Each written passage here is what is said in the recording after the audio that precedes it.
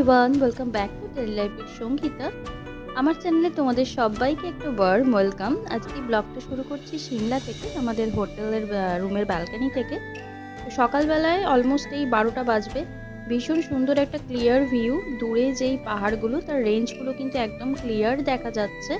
আর রোদ উঠেছে কিন্তু অসম্ভব ঠান্ডা, প্রচণ্ড জোরে হাওয়া চলছিল। যেহেতু আমি অরিজিনাল ভয়েসটা অফ করে রেখেছি তাই হাওয়ার আওয়াজটা শুনতে পাচ্ছ না, কারণ হাওয়াটা থাকলে আমার ভয়েস ক্লিয়ার আসতো না। তো সেই কারণে প্রচণ্ড হাওয়া চলছে, মানে বারান্দাতে দুদণ্ড দাঁড়ানো যাচ্ছিল না। আর দূরে ওই যে রাস্তা দেখা যাচ্ছে, ওটা দিয়েই কিন্তু আমরা এসেছি, ওই রাস্তা ধরে, মানে মল রোড থেকে খুবই সামনে এই হোটেল হোয়াইট হাউস। ভীষণই সুন্দর একটা হোটেল, আর হোটেলের ব্যালকনি থেকে তোমরা তো দেখতেই পাচ্ছ কি অসম্ভব সুন্দর একটা ভিউ। তো পাহাড়ে এই যে দূরে এরকম সুন্দর বাড়িগুলো দেখতে পাওয়া যায়, ছোট ছোট বাড়িগুলো, আর এরকম দূরের পাহাড়, এই দেখার কিন্তু কোনো শেষ নেই। মানে এটা যত বাড়ি যাও না কেন, যতই দেখো না কেন, চোখের শান্তি আর মনের শান্তি কিন্তু সাংঘাতিকভাবে পাওয়া যায়। তাই জন্য পাহাড় কখনো পুরনো হয় না, পাহাড়ে কিন্তু বারবার যেতে ইচ্ছে করে।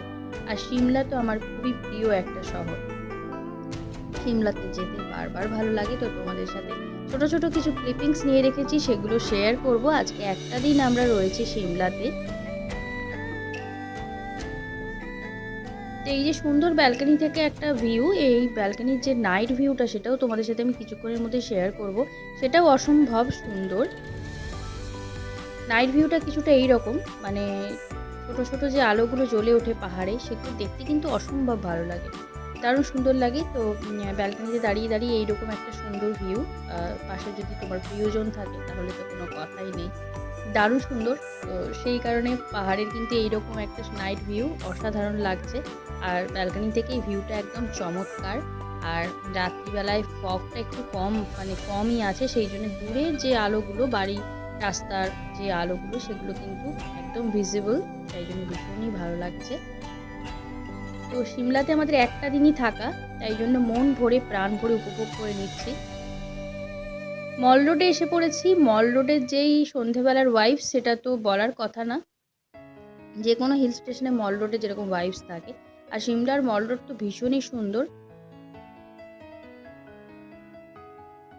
অনেক দোকানপাট, অনেক ক্যাফে, অনেক রেস্টুরেন্ট, অনেক জিনিসপত্রের দোকান, যত খুশি শপিং করো আর মনের আনন্দে ঘুরে বেড়াও। তো আমরা যে হোটেলে ছিলাম, হোটেল থেকে কিন্তু খুবই সামনে ছিল মল রোডের ডিস্টেন্স, এই ধরো walking distance 5 to 7 minutes only. পায়ে হেঁটেই কিন্তু মল রোড আরামসে ঘুরে নেওয়া যাবে, এবং আবার খুব ঘুরে টুরে আবার পায়ে হেঁটেই আবার ফেরত যাওয়া যাবে। তো খুবই সুন্দর ছিল। তো আমরা সবাই মিলে বেরিয়ে পড়েছিলাম মল রোডটা কিছুটা ঘুরে নিতে, কারণ আগামীকালই আমাদের আবার মানালি বেরিয়ে যেতে হবে।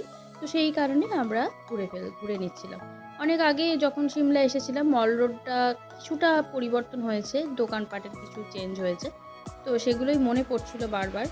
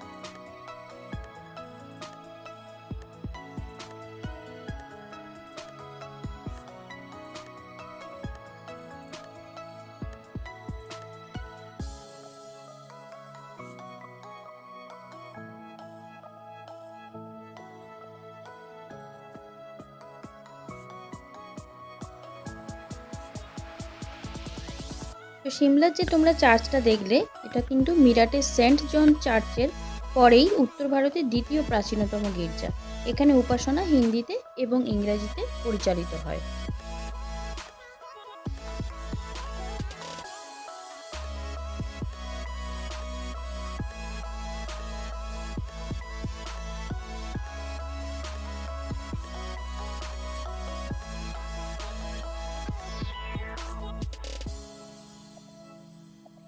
মল রোডের মধ্যে কিন্তু গাড়ি চলা নিষেধ, তাই জন্য মল রোডের সামনে যদি তোমরা কোনো হোটেলে থাকো তাহলে কিন্তু ওই হোটেল পর্যন্ত তোমাদের মল রোড থেকে পায়ে হেঁটেই যেতে হবে।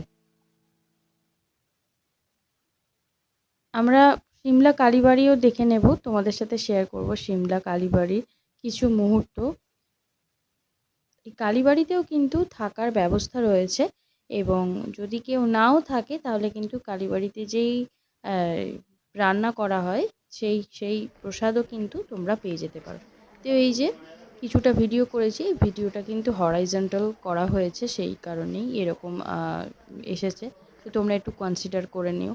তো কালী মন্দিরের কিছুটা ভিডিও করেছি, সেটা তোমাদের সাথে শেয়ার করছি। কালী মন্দির থেকেও কিন্তু সিমলার যে সুন্দর নাইট ভিউ সেটাও কিন্তু অসাধারণ।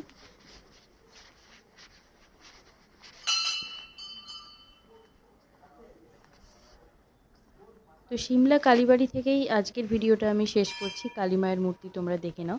দেখা হচ্ছে আগামী পর্বে একটি নতুন ভিডিওর সাথে। ততদিনে যেন সবাই খুব ভালো থাকবে। টাটা।